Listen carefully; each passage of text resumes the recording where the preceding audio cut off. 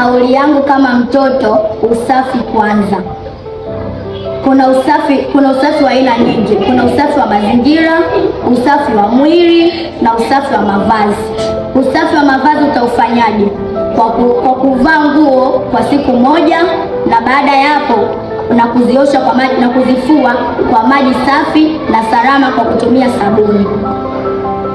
Usipofanya vitu hivyo, watu watakukimbia, kwa sababu nguo zako, kuna watu wanavaa nguo zaidi ya siku 3, na ukivaa nguo zaidi ya siku 3 unakuwa hujazifua, zinanuka jasho. Kwa hiyo watu watakuwa wanakukimbia, nguo zako zitakuwa zinatoa harufu. Kwa hiyo inabidi uzifue kwa kutumia maji safi na sabuni. Usafi wa mwili. Usafi wa mwili tunaufanyaje? Kwa kuoga kwenye siku moja inabidi uoge mara 2 ama mara 3. Na maanisha asubuhi unavyoamka, mchana na jioni.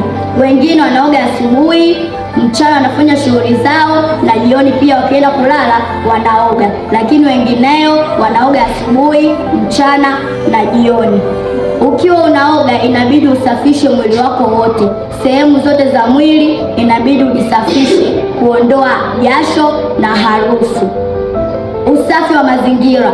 Usafi wa mazingira tunafanyaje?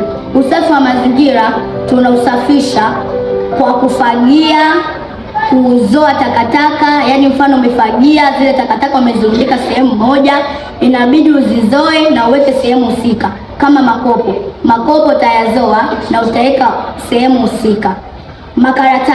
Makaratasi pia utayazoa na utaweka sehemu husika.